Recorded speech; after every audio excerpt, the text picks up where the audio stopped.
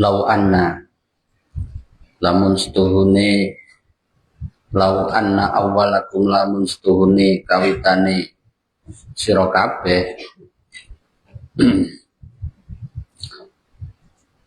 ya ibadihi biro-biro kaula ingsun wahai para hambaku lau anna lamun setuhune kawitane sira kabeh seandainya semua awal ya kalian semua wa akhirakum lan akhire ira kabeh dan akhir dari kalian semua wa ingsakum lan menungso ira kabeh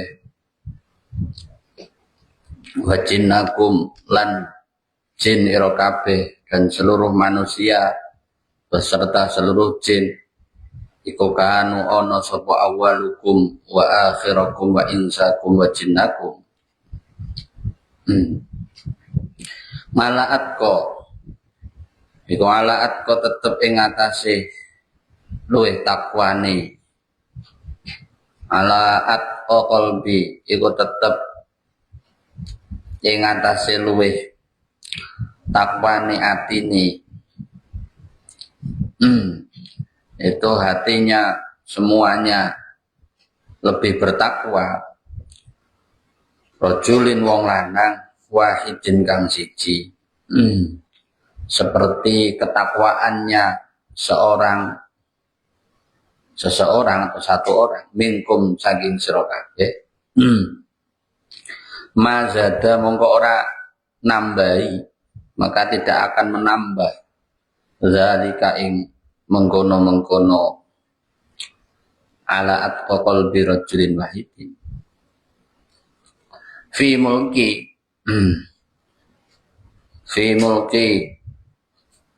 ing dalem keraton ingsun ing dalem kerajaan ingsun di dalam kerajaan kusaian ing suci-suci terhadap sesuatu wahai hambaku seandainya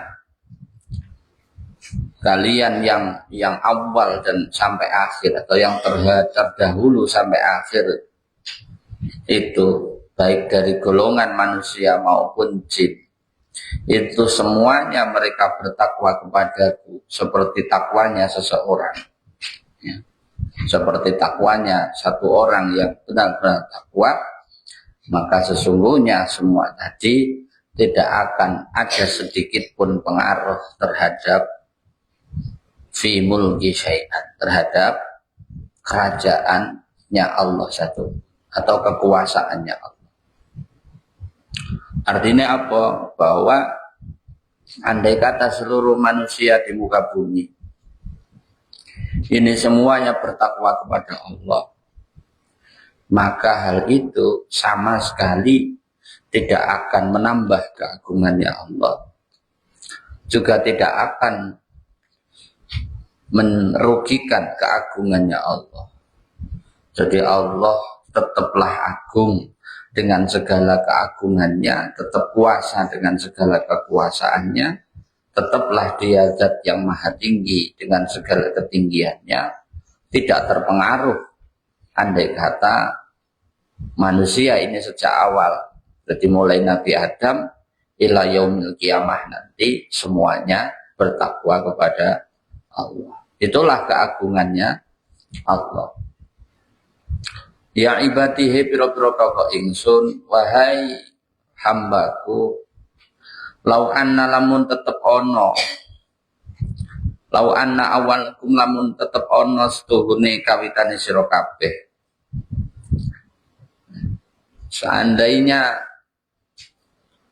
sejak awal di antara kalian wa ikhrakum lan akhiri sira kabeh dan sampai akhir nanti wa insakum lan menungso kabeh wa jinnakum lan jin kabeh baik dari semua golongan manusia maupun jin iku kanu sapa awalukum wa akhirakum wa insakum wa jinnakum ngala afjari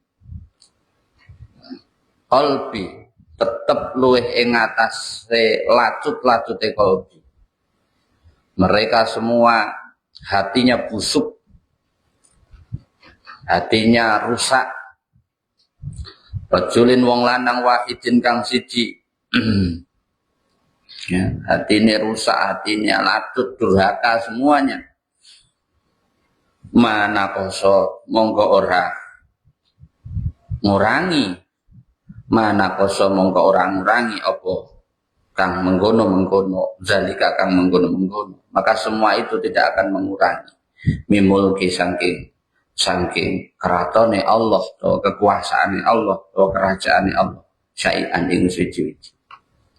Begitu juga sebaliknya, seandainya seluruh manusia dari awal sampai akhir, jin manusia sejak diciptakan sampai ila yaumil qiyamah nanti semuanya tidak ada satupun yang tunduk pada Allah, bahkan mereka melakukan durhaka sekalipun, maka hal itu tidak sedikit pun mengurangi ataupun merugikan kekuasaannya Allah. Sama sekali tidak berpengaruh. Allah tetaplah Allah, dia tetap zat yang maha tinggi, maha agung, maha berdaya, dan maha segala. Artinya apa? Dua ayat ini jelas, yang kemarin sudah saya jelaskan. Jadi Gusti Allah itu tidak butuh kita semua. Tidak peduli jin manusia, semua makhluknya ini nyembah Allah apa enggak, taat apa enggak, Allah tidak peduli. Itu bukan kebutuhannya Allah dan tidak akan menjadikan sebab tambahnya kemuliaan Allah.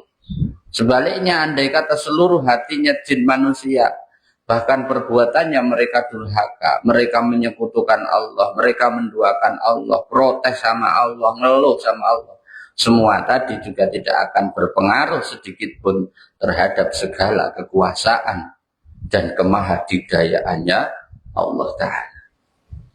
Oleh sebab itu, sekali lagi saya ulang, apapun yang kita lakukan, mulai sholat kita, puasa, zakat, dan apapun yang kita lakukan, hendaklah betul-betul disadari, ditanamkan dalam diri kita bahwa semua tadi kita lakukan bukan karena perintahnya Allah, bukan karena melaksanakan kewajiban-kewajiban yang sudah Allah tetapkan, tapi semata-mata karena kita butuh Allah, karena kita butuh ditolong, karena kita butuh dibimbing, karena kita butuh diberikan kemuliaan oleh Allah. Itu poin pentingnya. Sehingga kalau kita sudah merasa butuh Allah, berarti segala apapun kebaikan, amal soleh, ibadah, baik yang fardu maupun yang sunnah, itu kita lakukan, maka kita melakukannya dengan penuh keikhlasan. Karena yang butuh kita. Jadi kalau ada orang kemudian dia masih males, disuruh sholat masih males, disuruh ini masih males, diajak ngaji males dan seterusnya. Kenapa? Karena hakikatnya dalam jiwanya, dalam dirinya, dia belum merasa butuh Allah.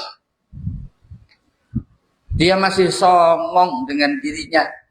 Dia masih merasa bisa, merasa sudah tahu, merasa ngerti, merasa menggampangkan segala sesuatunya. Itu. Atau yang kedua adalah karena dia termasuk orang-orang yang terputus dari rahmatnya Allah. Karena merasa sudah sering kali berdoa, beribadah seakan-akan apa yang dia minta tidak pernah Allah kabulkan. Sehingga dia menjadi orang yang putus asa. Kesel, capek. Untuk ibadah itu capek. Karena dia putus asa. Kenapa dia putus asa? Lagi-lagi tadi. Ya, lagi-lagi tadi. Karena orang tadi, ya, orang tadi keakuan dirinya, berarti keegoisannya itu lebih dominan. Keegoisan yang mana, Pak? Satu, dia egois ngatur Allah.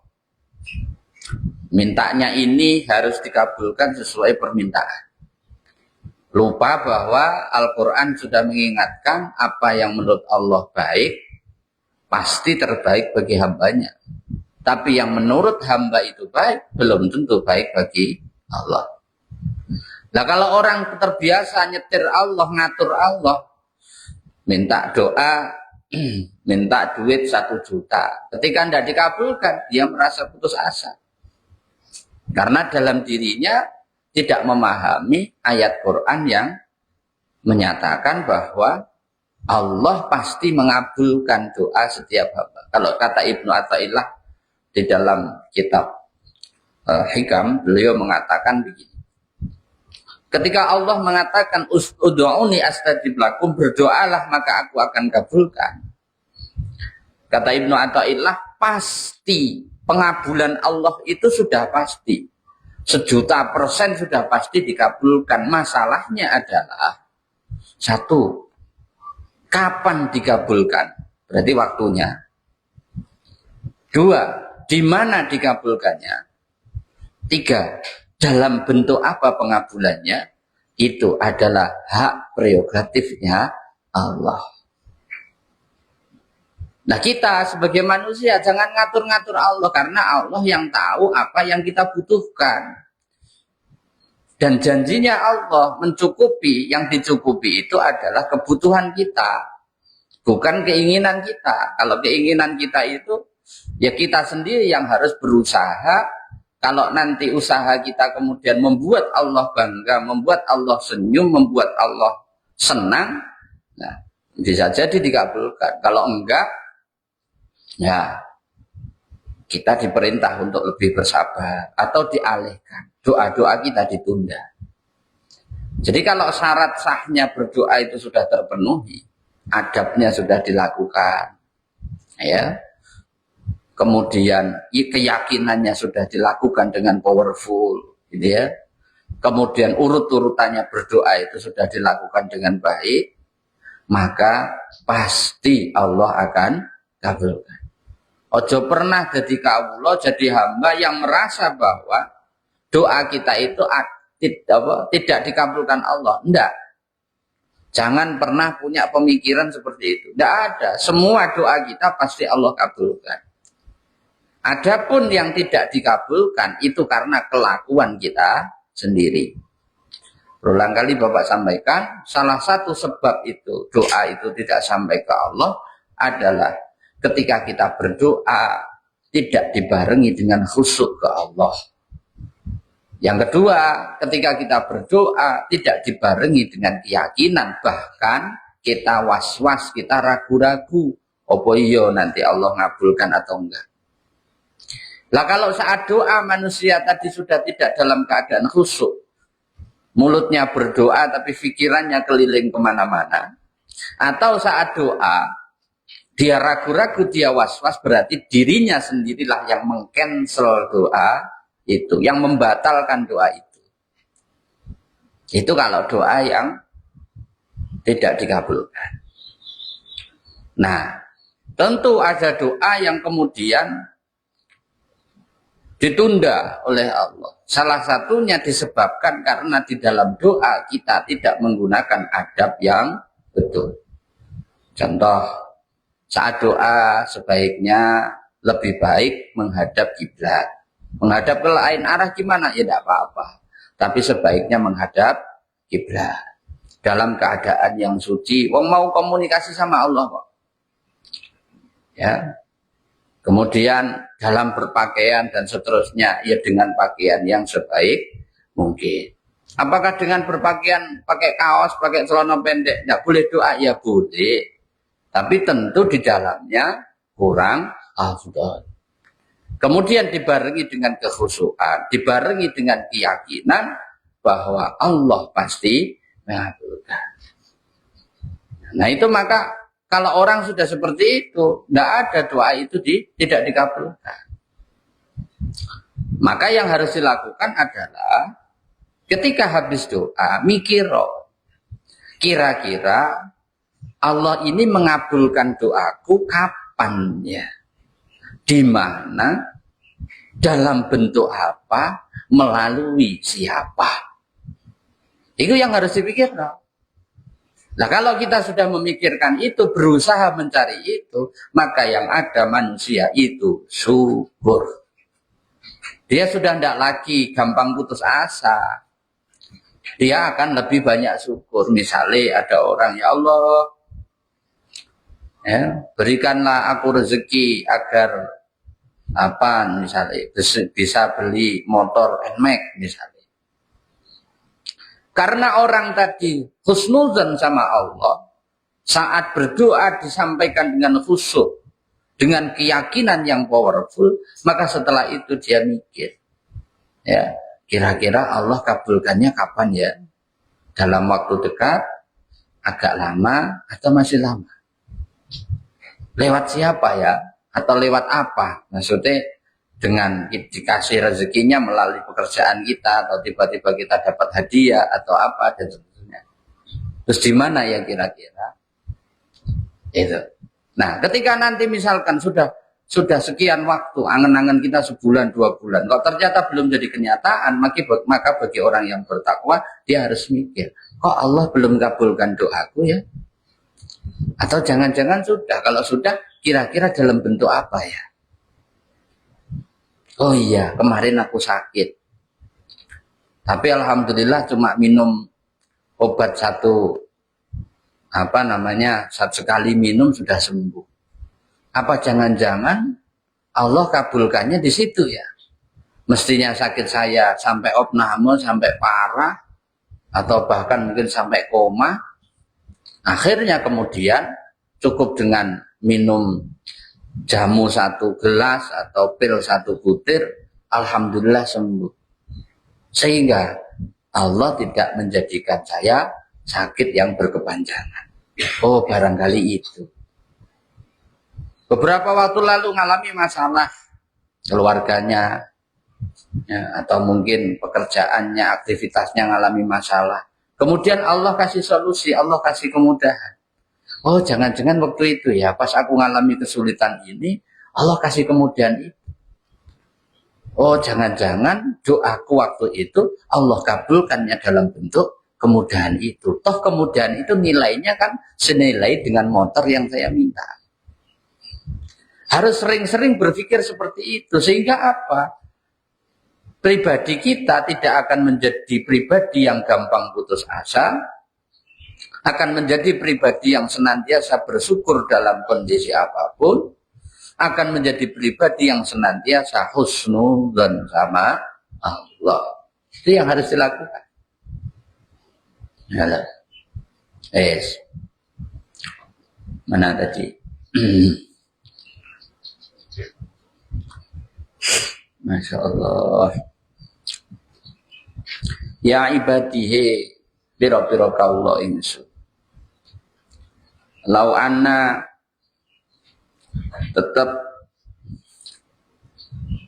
lau anna awalukum tetap apa setuhune awal ira kabeh wa akhirakum lan akhir ira kabeh. Wahai hambaku, seandainya hambaku yang terdahulu sampai yang akhir, wa insakum lan biro-biro menungso kabeh, wa jinnakum lan biro-biro jin kabeh, manusia dan jin, tuqamu padha jumeneng sapa awalukum wa akhirakum wa insakum wa jinnakum. Mereka semuanya berdiri fi sa'idin ing dalam bumi kang siji, di satu tempat maksudnya. Fi sa'idin ing dalam bumi kang siji, di satu tempat, berkumpul di satu tempat, wahidin kang siji. Fasa'alu mongko nyuwun sapa awalukum wa akhirakum wa insakum wa jinnakum. Kemudian mereka meminta, fa'taita mongko paring sapa ingsun. Fa'taita mongko paring sapa ingsun. Kemudian mereka meminta kepadaku, kulla wahidin ing saben-saben suwijine wong. Setiap orang mereka meminta dan punya masalatin, apa jenenge, solusine masalah, solusine kullu wahid. Dan setiap seseorang tadi dia minta solusi atas masalahnya, mana koso mongko ora nyudo, mana koso mongko ora nyudo apa zalika mengkono-mengkono itu, maka hal itu tidak akan mengurangi mimma saking perkara ing kang tetep ing ngarsane ingsun, tidak akan mengurangi satupun sesuatu dari hadapanku illa kama yang kusu kejaba angin kejaba perkara kang nyudo. Nah, kecuali perkara tersebut seperti halnya mengurangi al-mukhitun apa al-mukhitun jarum utawa dum. Idza tukhila tatkalane den lebokake, idza tukhila tatkalane den lebokake sehingga ketika dimasukkan al-bahra ing dalam segara, al-bahra ing dalam segara, ketika dimasukkan di lautan. Wahai hambaku, seandainya kalian semua dari awal sampai akhir, dari hamba yang paling pertama sampai yang terakhir, baik manusia maupun jin itu berkumpul berada di suatu tempat yang tinggi, kemudian mereka memohon kepadaku, lalu aku memberikan kepada setiap orang tadi sesuai dengan apa yang mereka butuhkan, sesuai apa yang menjadi masalahnya masing-masing, maka ketahuilah niscaya semua itu tidak sedikit pun mengurangi apapun yang ada padaku, melainkan hanya seperti halnya jarum, ya, seperti halnya jarum, ya, apa seperti halnya ya jarum, ya, yang menempel pada air kemudian masuk ke dalam lautan. Ini bayang. Jadi kok seandainya seluruh manusia, seluruh jin di muka bumi ini dia berdoa, berkumpul dalam satu tempat, berdoa apapun permintaannya, kemudian sama Allah dikabulno kabeh, maka apa yang Allah berikan saat itu hanya laksana satu jarum yang kemudian masuk ke dalam lautan. Artinya apa? Kekuasaannya Allah, kekayaannya Allah, ya, dan segala keagungannya, segala kebesarannya, kepemilikan Allah itu jauh melampaui batas daripada semua itu. Jadi kalau hari ini kita melihat, ya, ada orang terkaya di muka bumi ini berapa yang sekarang hidup, misalkan kayak Elon Musk misalkan, hartanya kan kurang lebih 3.000 triliun. Warren Buffett itu kan ya kurang lebih kan sekitar 4.600 atau berapa, nggak sampai 5.000 triliun. Itu satu orang. Kalau kita lihat orang sekarang dengan segala teknologi yang ada, itu ternyata belum mampu mengalahkan siapa? Abdurrahman bin Auf, seorang sahabatnya Nabi yang kebangetan kayanya. Kenapa? Karena ketika beliau meninggal dunia, kalau dikonversi ke nilai dolar sekarang, yang ditinggalkan beliau itu kurang lebih mencapai 70.000 triliun rupiah. Berarti apa ono menungso sing kira-kira luwih sugih ketimbang kowe? Ya mungkin Nabi Sulaiman kali ya. Tapi setelah Rasulullah, ya Abdurrahman bin Auf menungso yang pada zaman itu belum ada teknologi seperti sekarang, yang menerapkan sistem ekonomi syariah dengan sebenar-benarnya, akad-akad transaksinya betul-betul sesuai syariah. Beliau kemudian menjadi orang yang kebangetan kayanya, sampai saat meninggal masih meninggalkan harta wakaf di berbagai daerah yang nilainya kalau dikonversi ke dolar sekarang kurang lebih 70.000 triliun. Itu yang salah satu dikatakan oleh Ustadz Adi Hidayat di situ. Nah, itu sudah dikonversi ke situ. Kalau kita lihat lagi misalkan Sayyidina Utsman sampai hari ini masih ada rekening yang atas nama beliau. Tiap bulannya masih menghasilkan kurang lebih sekitar 46 miliar. Orangnya sudah meninggal 1400 tahun yang lalu. Itu baru 2 orang. Terus bayang, no, mulai Nabi Adam sampai akhir zaman, kira-kira harta yang sudah Allah kasihkan, atau dan baru harta doang lah, duit emas, harta lah pokoknya, yang Allah kasihkan kepada seluruh jin dan manusia itu kira-kira berapa kuadrillionen, gitu kan? Itu baru harta, belum nikmat yang lain.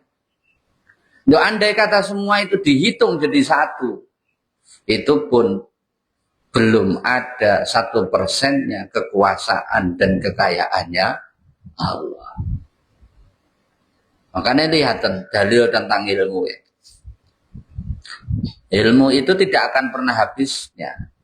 Karena andai kata seluruh air laut di seluruh dunia ini kamu gunakan untuk menulis ilmunya Allah, maka ketika air laut itu habis, ilmunya Allah belum habis.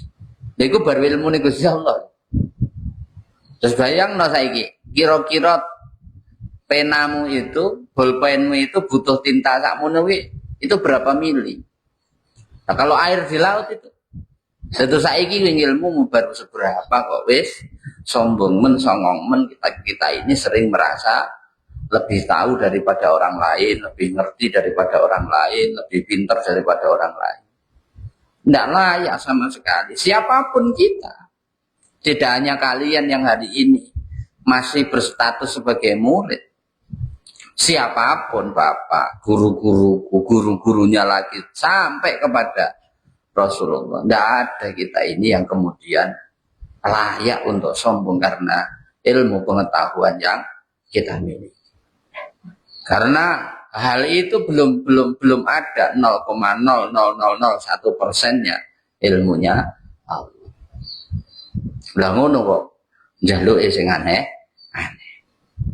Nah, karena kemahabesaran Allah, kekayaannya Allah, ketinggiannya Allah itu begitu dahsyat luar biasa. Lalu apa ya pantas kemudian ketika kita ini menjadi hamba meminta kepada selain Allah? Apa ya pantas kemudian ketika kita ini hamba meragukan atas kekuasaannya Allah? Was-was nanti kan jangan-jangan nggak dikabulkan. Apa ya pantas? Apalagi ketika itu dikabulkan pun tidak mengurangi kemuliaan, ketinggian, kedudukan, kebesarannya Allah Ta'ala. Makanya keyakinan, iman itu setiap hari, setiap waktu harus terus ditingkatkan. Saat diri kita lemah, saat diri kita lengah, capek mikirin segala aktivitas dunia ini, maka saat itu segera casem hatimu dengan ilmu-ilmu tauhid. Casem jiwamu dengan ilmu-ilmu tauhid. Agar apa? Energi dalam diri kita kembali bergejolak, semangat lagi. Ojo sampai saat pikiran lelah, males, lesu, rasanya pengen putus asa, embuh lah. Saat itu kok kemudian tidak segera ngetes hati kita dengan belajar tauhid, dengan mempelajari keagungan Allah, hati-hati. Kecelakaan hidup mengintai kita semua. Apalagi Imam Ghazali mengatakan salah satu tanda matinya hati adalah ketika selama 3 hari seseorang itu tidak pernah belajar hikmah. Hati-hati nih.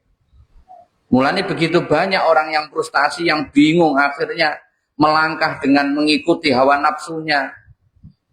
Yes, seakan-akan dia tidak punya perhitungan, tidak punya akal. Pokoknya yang penting masalahku sekarang selesai. Terus tidak peduli, ku datang ke rentenir, nggak peduli datang ke iblis, nggak peduli datang ke apa. Terus pokoknya dia lupa bahwa ketika hari ini selesai belum tentu. Ya, solusi-solusi yang sifatnya duniawi, manusiawi itu tidak akan mendatangkan masalah berikutnya. Ya, oleh sebab itu pesan Bapak diingat-ingat. Kita pasti akan mengalami, siapapun pasti akan mengalami. pada puncak kejenuhan, kelelahan aktivitas kita, ya, kelelahan, capek dengan rutinitas kita. Setiap orang pasti ngalami. Maka saat itu segera datang ke Allah. Minimal datangi majelis taklim. Aja mau ngrungokno YouTube, ngrungokno. Ketika kita hanya mendengarkan yang seperti itu, kita tidak mendapatkan barokahnya majelis taklim. Tapi kalau kita mau datang ke majelis taklim, terlepas kita dapat ilmunya atau enggak, minimal kita dapat keberkahannya majelis ilmu. Yang berkahnya majelis ilmu itu salah satunya adalah Allah akan memberikan ketenangan pada batin kita. Gitu. Makanya sapa iki jenenge? Masya Allah, berpelantikan gubernur apa? Gubernur Jawa Barat. Ini kan punya program. Salah satunya apa? Programnya anak-anak usia SD, SMP dilarang pegang HP. Itu yang sedang diwacanakan. Kenapa? Karena berdasarkan riset membuktikan kita membaca literatur, membaca artikel, membaca berita apapun di internet, ya. Nanti lihatan itu hasil riset. Bacaan kita di internet, apa yang kita ditinggalkan, kita pelajari di internet, ternyata itu tidak meninggalkan kesan yang baik dalam alam bawah sadarnya seseorang. Berbeda ketika seseorang itu membaca buku. Dengan segala susah payahnya cari buku ini, referensi ini, itu, dan seterusnya, maka apa yang dibaca itu lebih banyak meninggalkan bekas di alam bawah sadarnya. Dari situ kemudian saya berpikir, iya ya, dulu saat zaman-zamanku atau bahkan sebelum aku, kita untuk sekedar ngerjakan makalah kuliah itu Masya Allah, cari buku ini, buku itu, buku macam-macam, 5-10 buku kita pelajari, nukil dari buku ini, dari kitab ini, dari bacaan ini, dari artikel ini kita nukil, kita bikin makalah. Begitu susahnya loh zaman dulu bikin makalah, ngelaksanakan tugas dosen itu. Nah sekarang, apa meneh dengan AI itu, makalah dengan judul apa, langsung muncul semua. Habis itu nanti terus dicek nenggone ChatGPT, ono enggak itu apa potensi apa jenenge? Bukan potensi niru punyanya orang itu apa namanya? Plagiasi ya. Pakai ChatGPT itu dicek di situ, oh tinggal ngubah 1-2 kata sudah tidak terdeteksi itu plagiasi, print, cetak, setorkan ke dosen, makalah selesai. Bisa iki zaman ini kayak ngono. Tapi ingat, tugasmu di hadapan gurumu selesai, tapi apa yang kamu laksanakan belum tentu itu meninggalkan bekas keilmuan di alam bawah sadar. Akhirnya apa imbasnya? Ya kita sarjana, walaupun sarjana agama. Saiki kan akeh sarjana agama itu mereka tidak paham agama. Akhirnya berubah jadi sarjana alam gaib. Terus sarjana agama terus tasrifan ora iso. Ya, nahwu sorob gak iso. Iki maknane opo gak iso. Yang dibaca semuanya serba buku. Ini riwayat dari mana? Ini hadis dhaif apa sahih? Gak ngerti. Terus nek jenenge dudu sarjana alam gaib, sarjana opo?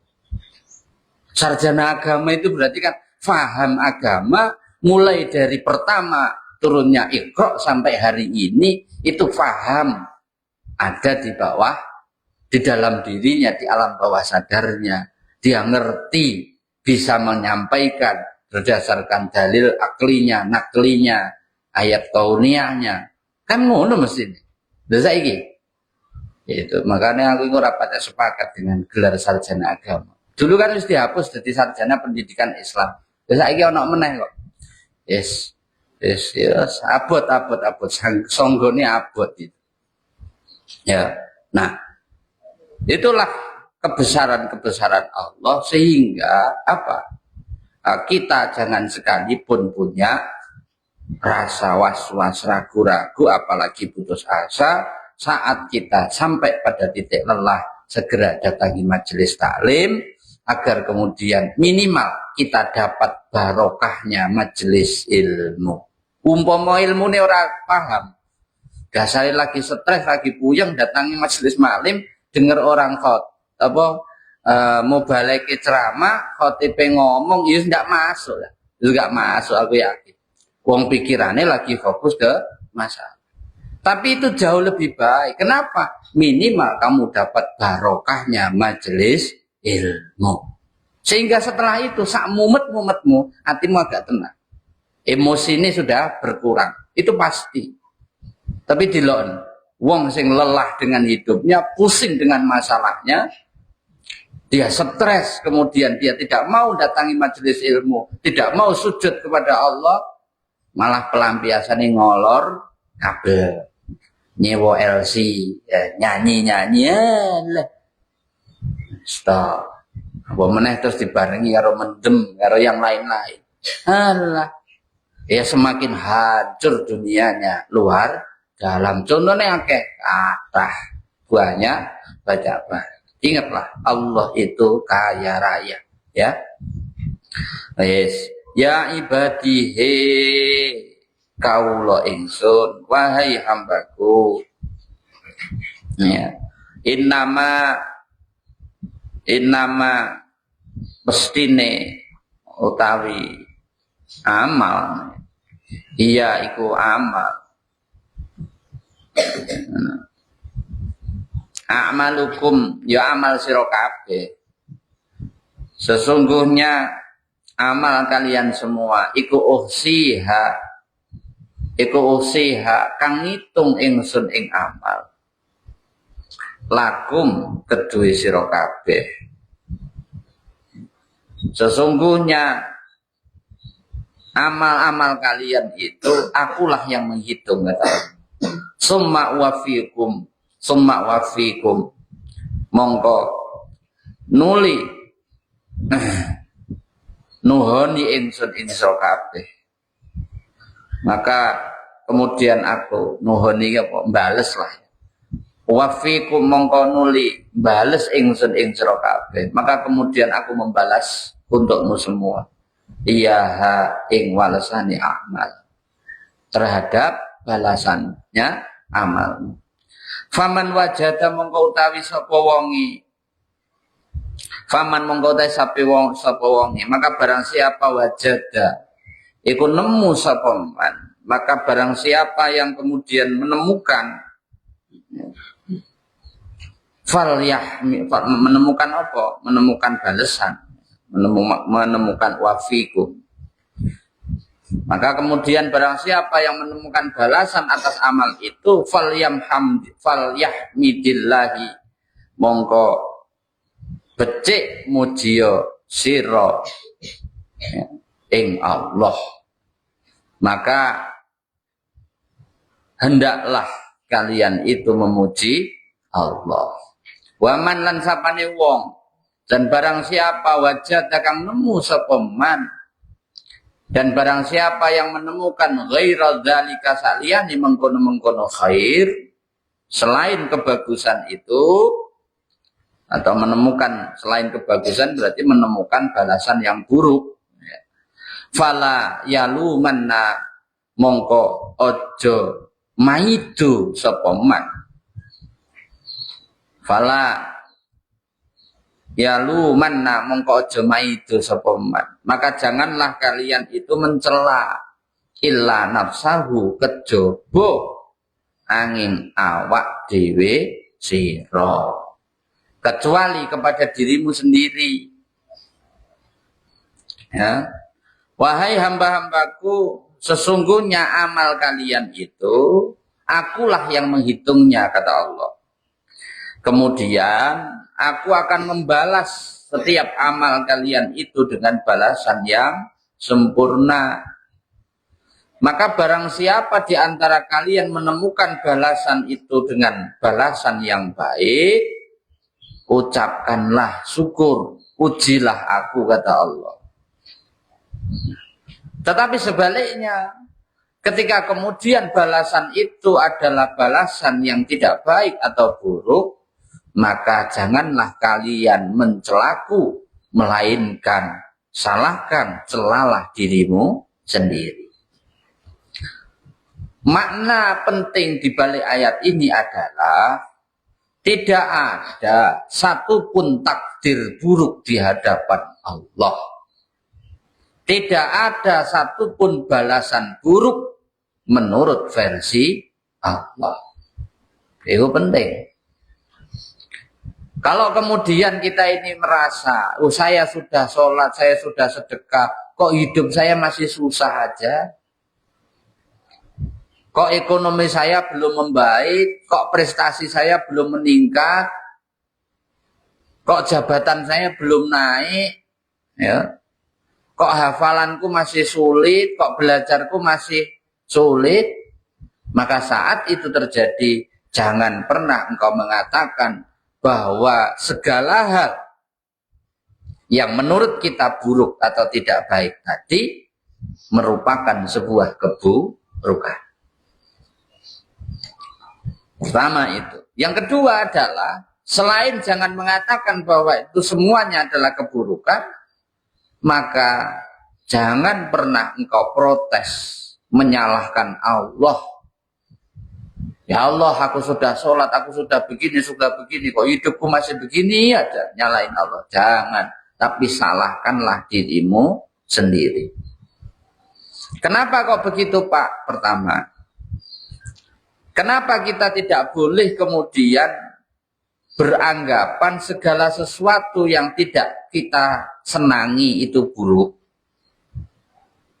Ya, misalnya kalian mau ujian, sudah istighosah, sudah puasa, sudah sholat, zikir maksimal, habis ujian tetap juara 5 dari belakang. Malah juara 1 dari belakang. Ya sudah, syukuri saja. Nggak usah ngeresuloh, nggak usah ngeluh, nggak usah protes sama Allah. Kenapa kok begitu? Bagi orang yang otaknya waras, ya, keras ini berarti peringatannya ya.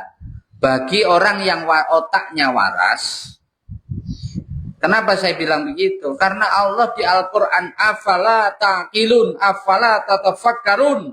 Wahai orang-orang yang berakal, wahai orang-orang yang berpikir. Allah sampai memperingatkan 89 kali bahkan lebih. Itu tandanya apa? Tandanya bahwa kita ini manusia sudah dikasih otak, sudah dikasih akal, tapi seringkali akal kita tidak dipakai. Makanya tadi saya bilang, bagi orang yang otaknya waras, yang akalnya waras, ketika dia dikasih sebuah nikmat, kehendak, ketentuannya Allah yang tidak sesuai dengan yang dia harapkan, atau bahkan dianggap buruk, dia tidak akan berani protes, apalagi menyalahkan Allah. Kenapa?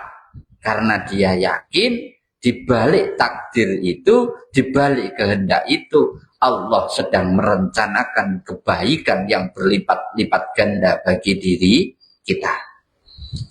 Apa kebaikan itu? Contoh, kalian ngapalno ayat itu sudah keulang-ulang sampai 30, 40, 50 kali, ke apa-apa.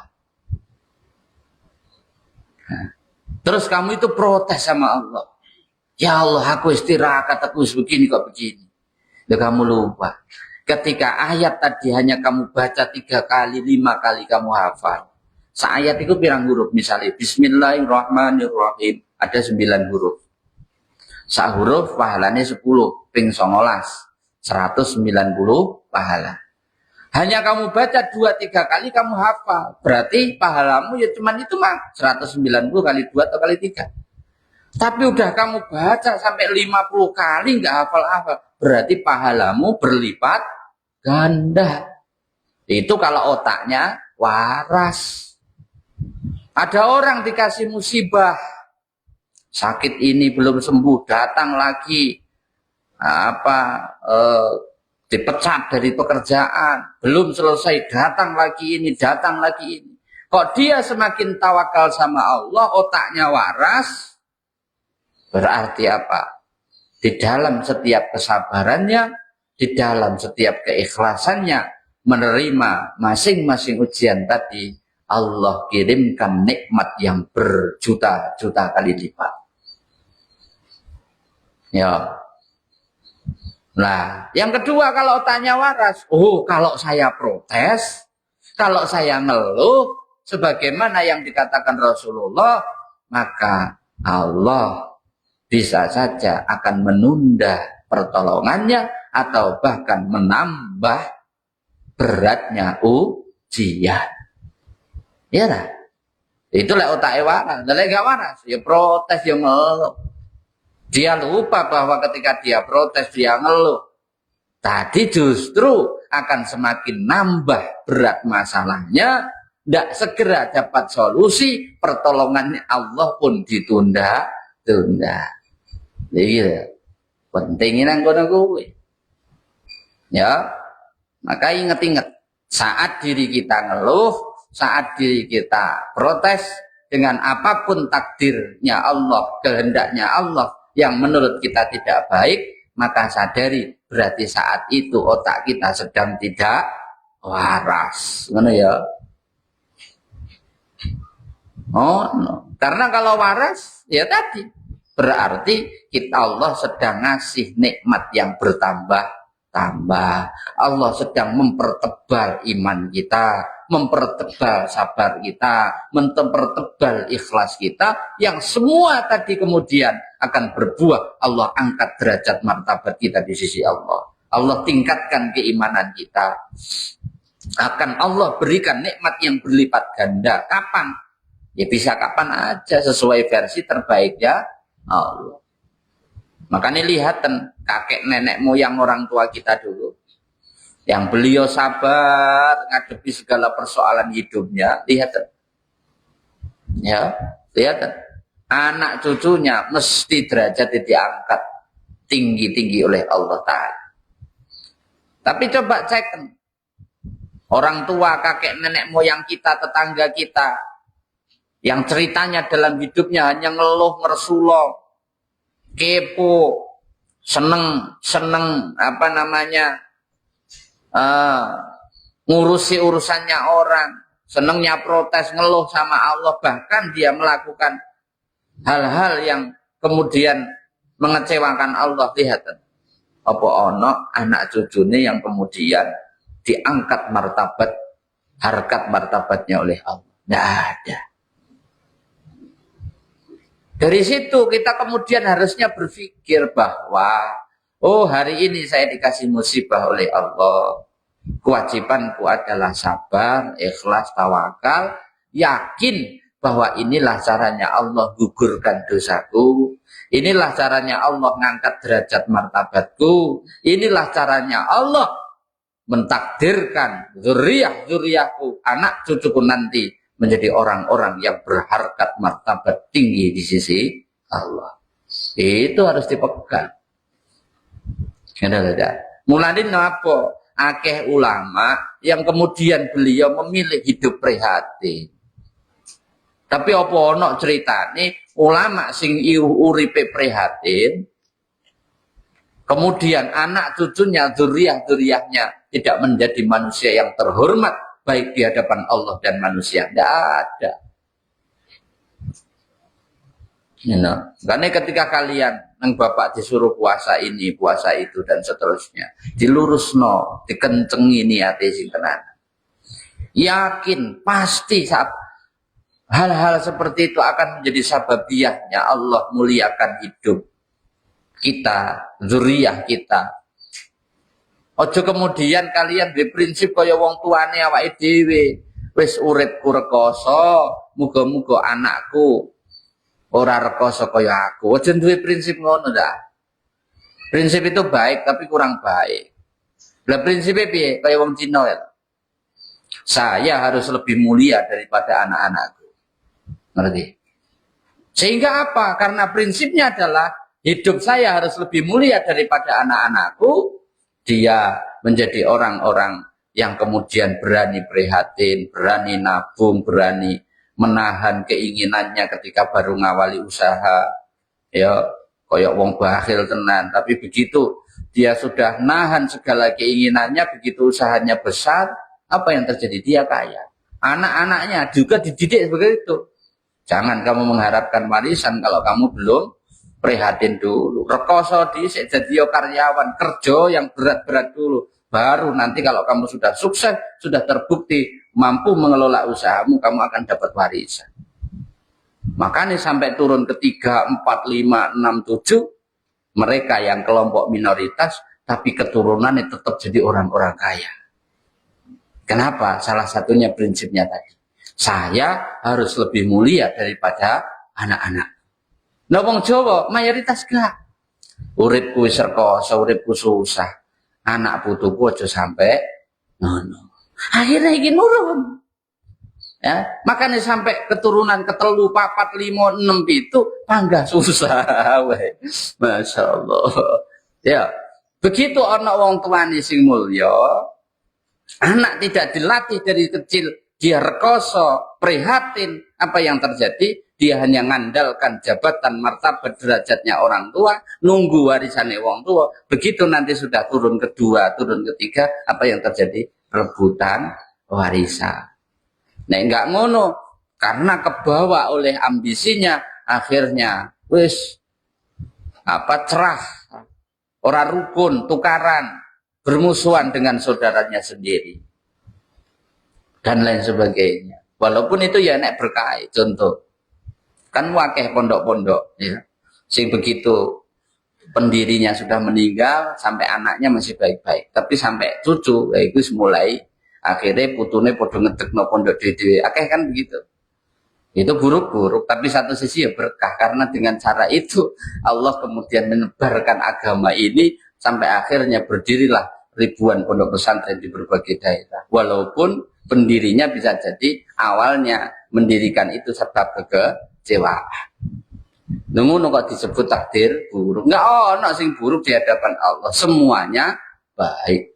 Maka perintahnya Rasulullah, kalau kita mendapatkan nikmat yang sesuai dengan yang kita inginkan, ucapkan alhamdulillah ala tatimmu bi ni'matis shalihah.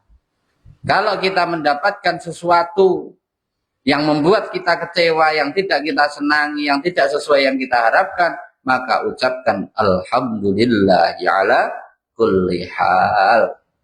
Terima kasih ya Allah, puji syukur kepadamu ya Allah atas semua yang terjadi. Di balik ucapan itu ada pemahaman, kesadaran jiwa bahwa sesuatu yang sudah Allah kehendaki terjadi, takdirnya Allah, tidak ada satupun yang buruk di hadapan Allah.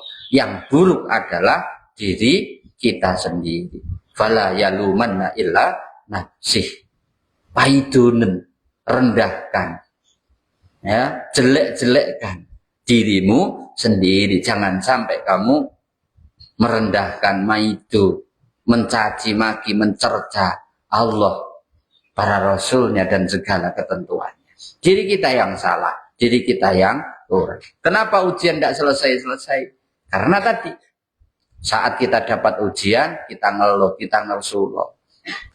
Ya, sikap itu yang harus dipaitu. Itulah bentuk daripada kezoliman kita terhadap diri sendiri. Kenapa ngapal no selalu angin? Karena setiap kali kamu ngapal no sulit, kamu selalu ngeluh, kamu selalu ngeresah, jengkel. Maka kemudian di hafalan-hafalan berikutnya, hati-hati sama Allah semakin dibuat sulit. Ngapal no gampang, tapi cepet hilang, kemudian kamu ngeluh. Ya, maka di episode berikutnya ngapal nunu bisa jadi tambah sulit, nah, jaga ingatannya juga semakin sulit. Ingat ya. Jadi kalau ngapal no sulit, ketemu ayat rasanya bulet yang bolak balik ayat itu, sing seneng disyukuri. Berarti di situ Allah sedang kepingin kamu melipat gandakan jariahmu. Allah sepengin kamu melipat gandakan amalmu. Allah kepingin nambahi sabarmu, nambahi ikhlasmu, disyukuri. Kenapa? Kalau sudah disyukuri, la in syakartum la azidanakum. Buah dari syukurmu walaupun hatimu sik mangkel, tapi ucapkan syukur. Maka setelah itu kemudian Allah akan kasih kemudahan. Jadi kalian waktu ini dibangunkan sulit, ya, bahkan digerujuk air, ngomel-ngomel, saya atas hatimu. Semakin sulit belajar. Tapi kok begitu? Sudah dihukum, sudah diguyur air, sudah diapa, kok kamu syukur? Yakin Allah pasti akan tambah keikhlasan dalam dirimu, yang itu akan menjadi sebab Allah angkat derajat martabatmu. Ngono ya. Makanya nek kancamu sing keset ya aja diilok-ilokno. Bisa jadi dia nanti justru akan menjadi orang yang suatu hari nanti menjadi tangan Allah untuk menolong. Ya, aja kok lok-lokno nek ana kancamu sing malesan sing keset. Tapi aja terus awakmu melu-melu ya ruwet engko donyane gak ngono ya. Wis. Wal haditsu tsani utawi hadis kang kepindho. Hadis yang kedua. Ajazani iku ajazani ngijazai ingsun. Aku diberikan ijazah, kata musannif kitab Syekh Nawawi Al-Bantani. Bi kelawan hadis, saya diberikan ijazah dengan hadis al-alamah. Sapa al-alamah? Wong kang banget ngalimi. Orang yang sangat alim. Siapa itu? Sayyidu Ahmadul Mursofi. Sayyid Ahmad Al-Mursofi Al-Misri kang bangsa Misri. Ba'da ing dalem sawuse Masya Allah ya. Ba'da ing dalem sawuse an ajazani ya. Yento aweh ijazah ing ingsun. Setelah kemudian mendapatkan ijazah bihi kelawan hadis, setelah beliau mendapatkan ijazah atas hadis tersebut, sapa as-sayyidu Abdul Wahhab, Sayyid Abdul Wahhab. Saya mendapatkan ijazah dari hadis ini dari al-alamah, orang yang sangat alim, namanya Sayyid Ahmad Al-Mursofi Al-Misri. Setelah beliau mendapatkan ijazah dari Sayyid Abdul Wahhab Ibnu Ahmad bin Ahmad Farohatus Syafi'i ya, kang bangsa mazhab Imam Syafi'i. Nah, ini caranya nasihati para alim dulu.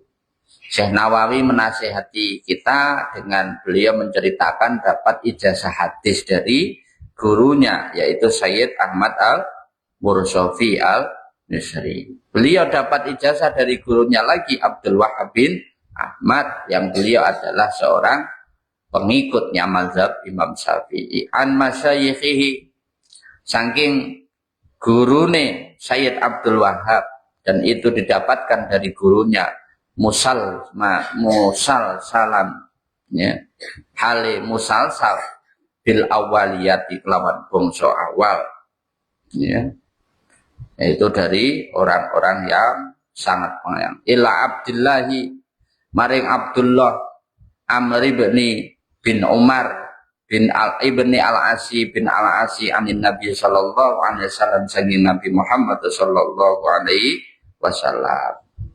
Hadisnya hadis mutsal, maksudnya musalsal itu bersambung, sanadnya bersambung terus sampai Abdullah bin Umar bin al-Asi sampai kepada Rasulullah. Jadi hadis ini hadis yang sahih dari Rasulullah yang sanadnya nyambung.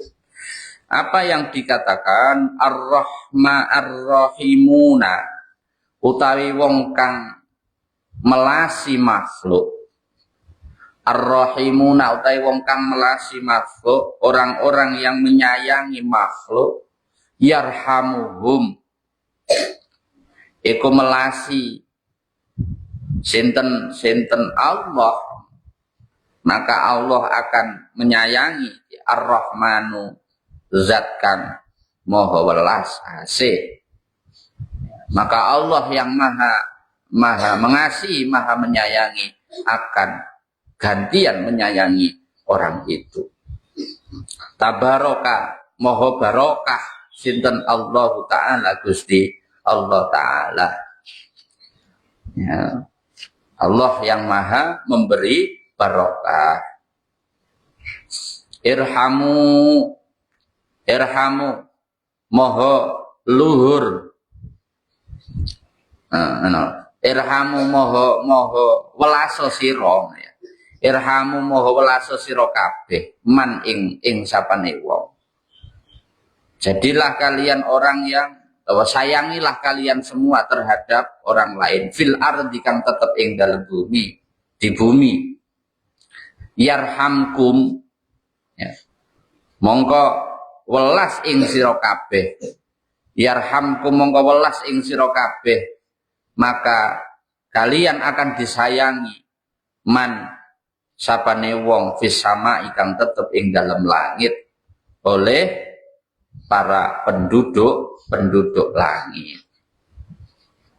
Sayangilah kalian semua terhadap semua makhluknya Allah yang ada di muka bumi, maka kalian akan disayangi oleh seluruh penduduk makhluknya Allah yang ada di langit. Itu perintahnya, itu nasihati.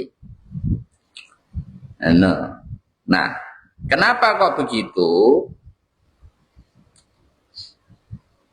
Ya, kenapa kok begitu? Karena rahmannya Allah, Ar-Rahman utawi kang maha welas asih dalam dunia akhirat.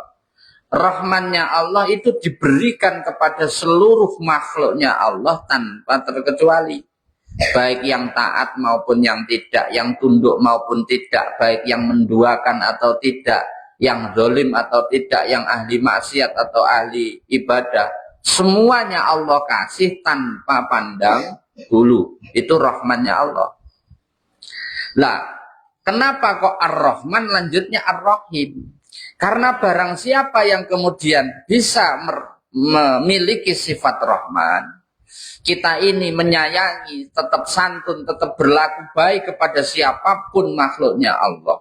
Termasuk kepada orang-orang yang membenci kita, yang menipu kita, mendolimi kita, menyakiti kita, maka kemudian kita akan mendapatkan Ar-Rahim, welas asih Allah kang khusus akhirat loko. Ar-Rahim itu welas asih dalam akhirat loko. Maksudnya apa? Karena kita memiliki cinta kasih kepada seluruh alam semesta, termasuk semua orang makhluk yang merugikan, yang menyakiti kita, maka bonusnya kemudian akhirat kita akan Allah kasihi, akan Allah sayangi. Nah, itu maksudnya. Itu bonusnya meneh, semua urusan-urusan akhirat kita akan Allah mudahkan. Itu bisa jadi itu dimaknai kebalik. Apa Ar-Rahim?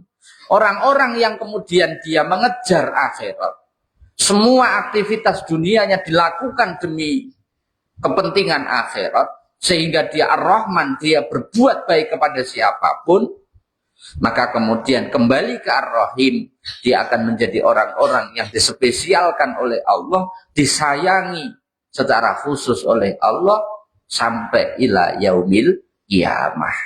Iku maknane nang kono.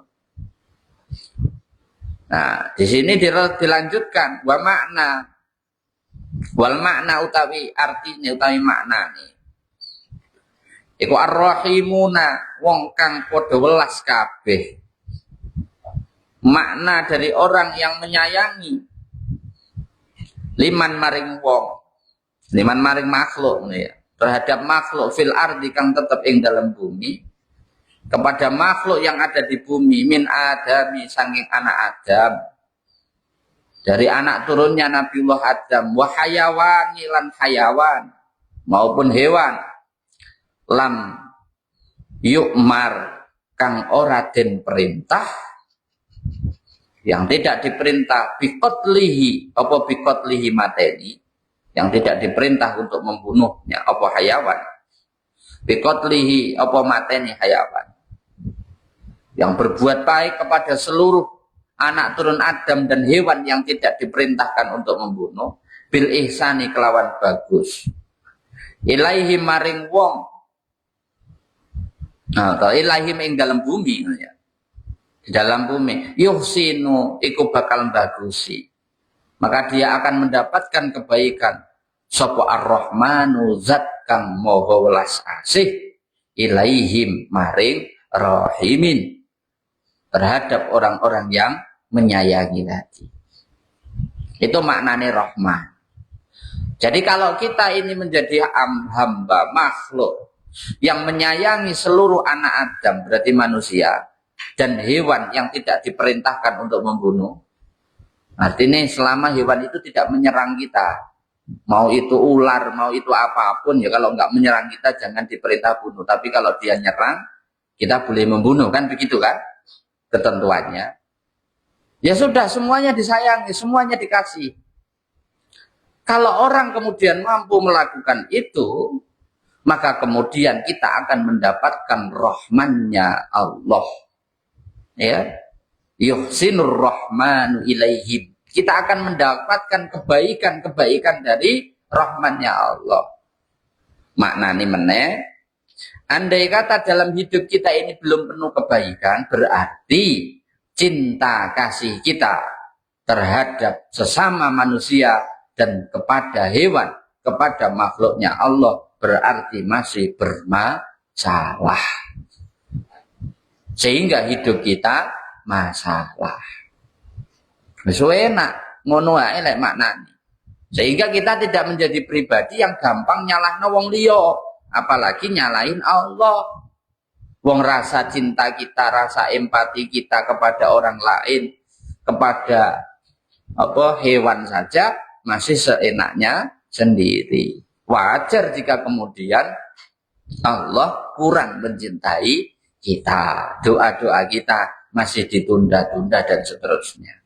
Irhamu walaso sira kabeh, kasihlah kalian semua man ing wong tastatiuna kang kuwasa sira kabeh. Allah ya, antarhamuhu yen to welas sira kabeh ing man, apabila kalian kemudian cinta kasih min asnafi saking piro-piro warnane, min asnafi makhluqatihi saking piro-piro warnane makhluke Allah Ta'ala. Dari berbagai macam bentuk warna makhluknya Allah Ta'ala, walau ghaira akili, senajan orang duweni akal, walaupun makhluk tadi tidak punya akal, bisyafaqati kelawan welas ngalaihim ing atase man, dengan rasa kasihan, cinta kasih terhadap tadi, termasuk makhluk yang tidak punya akal tadi. Wa du'aikum lan dongaake sira kabeh, kemudian kalian mendoakan lahum maring man, terhadap semua tadi, birrahmati kelawan oleh rahmat, wal maghfirati lan pangapura. Ya, maka kalian akan mendapatkan rahmat, kalian akan mendapatkan kasih sayang, mendapatkan rahmat sekaligus maghfirah, sekaligus ampunan. Yarhamukum, mongko welas ing sira kabeh sapa al malaikatu, para malaikat. Maka para malaikat pun akan kasihan kepada kita. Tidak hanya Allah, tapi malaikat pun akan cinta, akan menyayangi, akan mengasihi kita semua. Waman lan sapane wong rahmatuh kang utawi welas sapa wong. Dan apabila seseorang tadi mengasihi ammahu, nyumpriyo, apa jenenge? Nah ngene, ammahu nyumambrao, nyumrambao. Apa jenenge? Nyumrambah ke berkembanglah li ahli sama maring ahli langit, li ahli sama maring ahli langit, kepada para penduduk langit, alladzina ya para malaikat, hum kang utawi para malaikat iku aksar luwih akeh. Maka kemudian bertambahlah ya, jumlahnya malaikat semakin lebih banyak. Minal admin ahli ardi, tinimbang ahli bumi, ya, daripada penduduk bumi. Semakin banyak malaikat yang menyayangi kita, semakin banyak, lebih banyak daripada orang-orang di bumi yang menyayangi kita. Itu penting. Artinya apa? Semakin kita ya sayangilah semua makhluknya Allah. Maksudnya menyayangi di situ ya sesuai dengan kadar kemampuan kita. Dengan cara itu, ketika kita sayang, mengasihi, ya, kalau kepada manusia berarti ya memanusiakan manusia. Kalau hewan ya berarti menghewankan hewan gitu ya. Istilahnya harga nono, tinggikan derajat martabatnya, hormati keberadaan dia sebagai makhluknya Allah, sayangi dengan semampumu. Nah, bisamu kamu ngasih kenikmatan, kasih kenikmatan. Bisanya kamu bantu dia, kasih bantuan. Bisamu mendoakan, minimal doakan. Tapi ya terus wah mampu saya cuma mendoakan, terus dari umur muda sampai umur tua cuma mendoakan, baik kan? Ya ndak asik itu. Jadi harus meningkat. Nah, itu kemampuan kita. Kalau hari ini mampu kita masih mendoakan ya tidak apa-apa, tapi kita harus punya rencana. Oh 5 tahun ke depan saya tidak ingin hanya mendoakan mereka yang jihad fisabilillah, tapi saya ingin membantu dengan hartaku. Oh, ke depan saya tidak ingin hanya membantu dengan hartaku, tetapi dengan jaringan-jaringanku, dengan ilmuku, dengan pengetahuanku, dan seterusnya. Nah itu harus semakin meningkat. Bentuk sayang kita kepada makhluknya Allah. Kalau hari ini orang kucing saya kok gepuk, saya kok tendang, maka harus meningkat. Oh kapan-kapan kalau ada kucing ya dilus-lus. Hari ini kamu makan kucing baru kamu kasih sempilani kerupukmu, tempemu, ya nanti harus meningkat. Saat kamu makan ikan, kasihlah tulangnya. Tahun depan harus meningkat. Saat kamu makan ikan, kasihlah dagingnya. Udah terus-terusan kok kayak belum. Sampai umurmu 50 swidak, ada kucing senantiasa yang kamu kasih cuma tulangnya doang, dagingnya kamu makan. Ya kalau kamu pengen makan daging, ya minimal lah sepertiganya, apa seperempatnya. Syukur nek iso ya separuh, nek kasih dia. Kalau mampu ya belilah. Beli paha 2, yang satu dimakan sendiri, yang satu sengaja dikasihkan kucing. Keren itu. Jadi bentuk sayang cinta kita kepada makhluknya Allah, terutama manusia dan hewan, dari waktu ke waktu harus semakin meningkat. Kenapa? Ketika itu kita lakukan, maka apa yang terjadi? Yang akan terjadi adalah doa-doa kita akan didengarkan oleh Allah. Kita akan mendapatkan rahmatnya Allah, cinta kasihnya Allah. Kita akan mendapatkan maghfirahnya Allah. Plus ditambah para malaikat akan menyayangi kita. Kalau itu terus kita lakukan, maka jumlah malaikat yang menyayangi kita akan semakin bertambah, melebihi banyaknya teman, sahabat, kawan, keluarga yang mencintai dan mendoakan kita. Itu pentingnya. Kita hari ini berbuat baik kepada saudara, teman, keluarga, belum tentu mereka akan mendoakan kita seterusnya. Begitu kita kecewakan sekali, apa meneh kok perempuan, mau istri, mau siapapun, 1000 kebaikan suami terhapus dengan 1 kesalahan, itu sudah kodrat. Lalu apa iya kita akan berharap, kalau dia sudah kecewa, dia sudah sakit hati, itu sudah jarang-jarang mau mendoakan kita. Ya lebih baik kita berbuat tadi sudah, tidak usah berharap kebaikan dari manusia. Selama kebaikan yang kita lakukan tadi adalah karena Allah, Allah kasih rahmat, berarti nikmat. Allah kasih maghfirah berarti ampunan, ditambah dengan kasih sayangnya para malaikatnya Allah yang semakin hari semakin tambah banyaknya. Dan mereka tidak akan pernah kecewa. Kok misalnya kemudian kita ini kebaikan kita terhenti karena suatu hal, ya, atau kita sedikit melakukan kesalahan, mereka tidak akan kecewa. Mereka nyadari, para malaikatnya Allah nyadari bahwa kita manusia.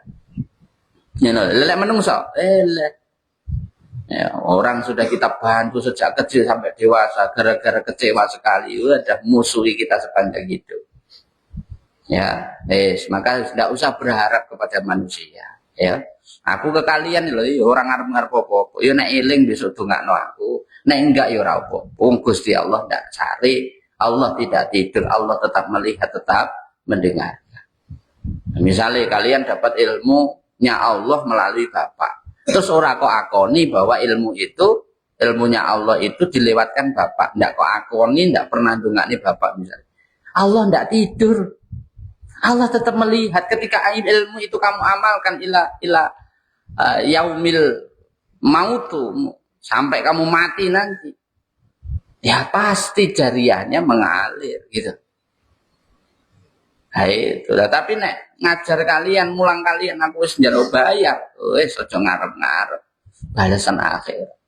Jadi salah satu nasihatnya guru saya, kalau kamu ngajar orang itu kamu sudah minta bayaran atau kamu dibayar, sudahlah, tidak usah terlalu berharap balasan akhirat, nanti malah kecewa. Lakukan amal-amal baik yang lain, biar sampean punya tabungan akhirat yang lain. Yaitu perintai dawi guru menunggu. Bisa tak terus nih sidik ya, itu penting ya. Nah, ya ini tak terus nih. Walaya juzulan ora wenang li syahsin kedue menungso, dan tidak boleh atau tidak diperkenankan bagi manusia ayat doa apa ayat yen tondungaake.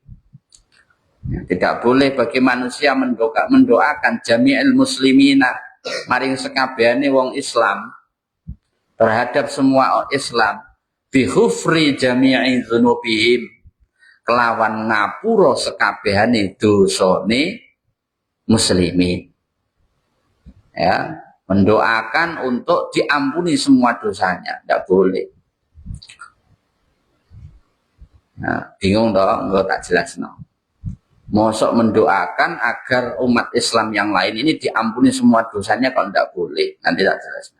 Awiyat utawa ndongaake sira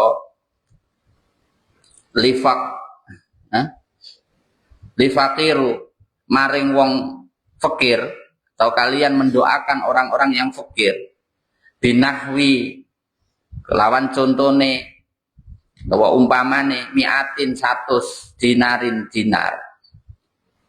misalnya dengan agar dia mendapatkan 100 dinar, walaisa hale ora ono lahu iku tetep kedue man jamihu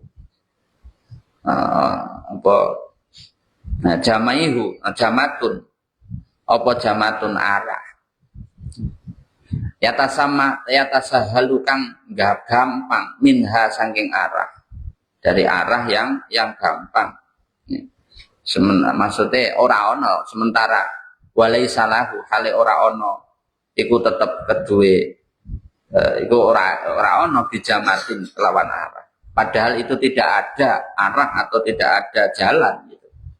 Minha saking arah zalika mengkono mi'ati dinar, padahal tidak ada jalan untuk mendapatkan 100 dinar tadi. Wa yaqulu lan ngucap sapa sira ing wong hadza utawi iki donga.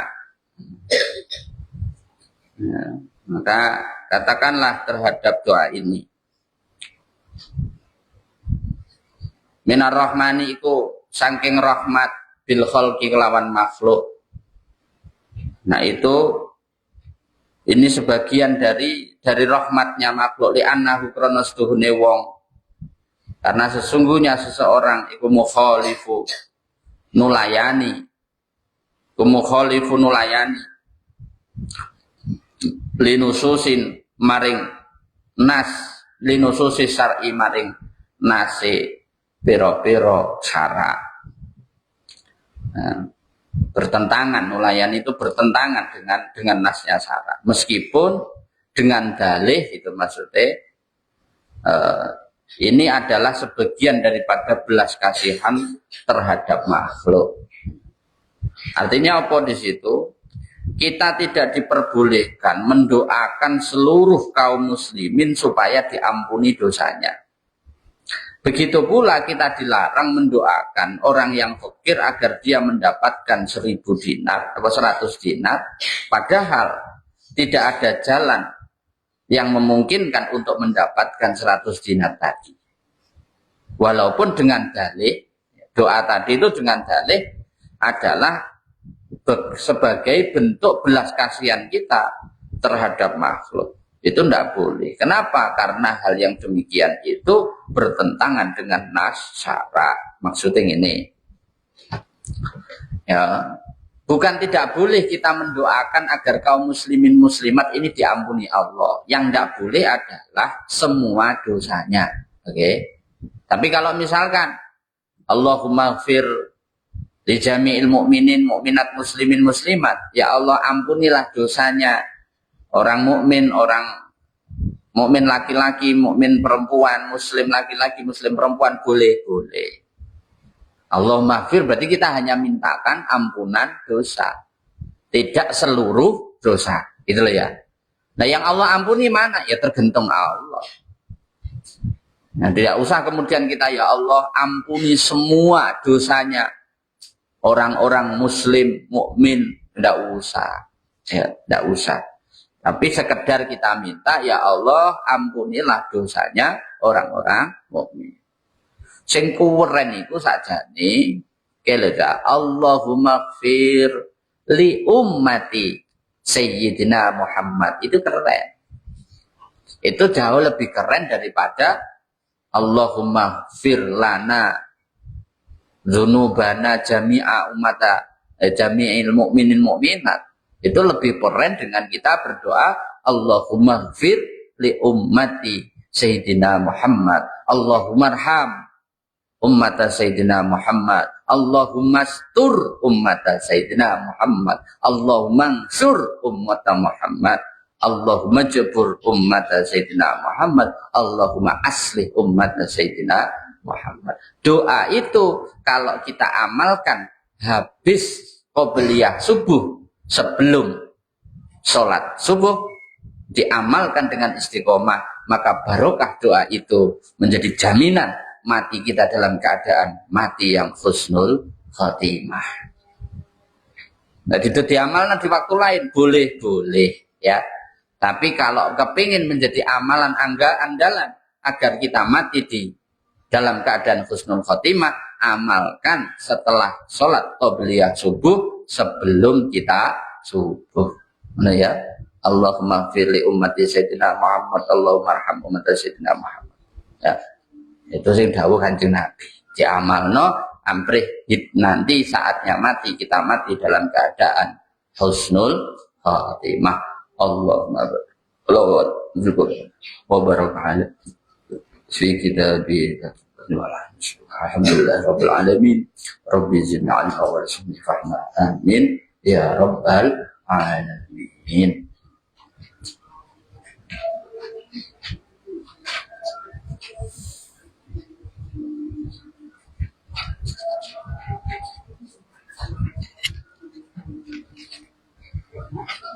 Astaghfirullahaladzim alladzi la ilaha illa huwal hayyul qayyum wa atubu ilaih. Astaghfirullahaladzim alladzi la ilaha illa huwal hayyul qayyum wa atubu ilaih. Astaghfirullahaladzim alladzi la ilaha illa huwal hayyul qayyum wa atubu ilaih. Asyhadu an la ilaha illallah wa asyhadu anna Muhammadar Rasulullah. Asyhadu an la ilaha illallah wa asyhadu anna Muhammadar Rasulullah. Asyhadu an la ilaha illallah wa asyhadu anna Muhammadar Rasulullah. اللهم صل على سيدنا محمد وعلى آل سيدنا محمد. اللهم صل على سيدنا محمد وعلى آل سيدنا محمد. اللهم صل على سيدنا محمد وعلى آل سيدنا محمد.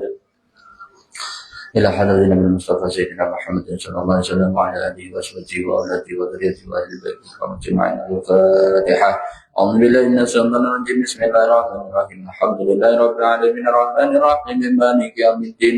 إياك نعبد وإياك نستعين اهدنا الصراط المستقيم صراط الذين أنعمت عليهم غير المغضوب عليهم ولا الضالين آمين. ثم إلى حضرة جميع ملائكة المقربين وجميع خلفاء الراشدين وجميع أولياء الجميع أزواج رسول الله سيدنا محمد دخلت الكبرى وسيدنا عائشة وسيدنا فاطمة الزهراء البدري ولدنا الحسن والحسين والحسين من جميع الله يولي درجاته بالجنة وينفعنا بأسرارهم وأعمالهم وعلومهم في الدنيا والآخرة. الفاتحة. أعوذ بالله من الشيطان الرجيم. بسم الله الرحمن الرحيم. الحمد لله رب العالمين الرحمن الرحيم مالك يوم الدين. إياك نعبد وإياك نستعين اهدنا الصراط المستقيم صراط الذين أنعمت عليهم غير المغضوب عليهم ولا الضالين آمين. ثم إلى حضرة جميع أولياء ورسله وعلماء عاملين والمصنفين والمؤلفين صلى الله عليه شيخ عبد القادر الجيلاني البغدادي والله شيخنا شيخ مولانا محمد بن النقشبندي. ثم إلى حضرة شيخ إمام أوكاد. ثم إلى حضرة شيخ إمام أخي. ثم إلى حضرة شيخ من البلد. ثم إلى حضرة شيخ أنقل أمام باجي وشيخ الرفائي وجميع أولياء الله تعالى في بلد الإندونيسيا خصوصا جميع سنة والإسراء أجمعين وجميع أولياء بلد البلد أجمعين. الفاتحة. أعوذ بالله من الشيطان الرجيم. بسم الله الرحمن الرحيم. الحمد لله رب العالمين الرحمن الرحيم مالك يوم الدين. إياك نعبد وإياك نستعين اهدنا الصراط المستقيم صراط الذين أنعمت عليهم غير المغضوب عليهم ولا الضالين آمين. ثم إلى حضرة جميع مشايخنا ومشايخنا وأساتذتنا ولمن أحسن عليهم ولمن هاهنا بسببه. الفاتحة. أعوذ بالله من الشيطان الرجيم. بسم الله الرحمن الرحيم. الحمد لله رب العالمين الرحمن الرحيم مالك يوم الدين.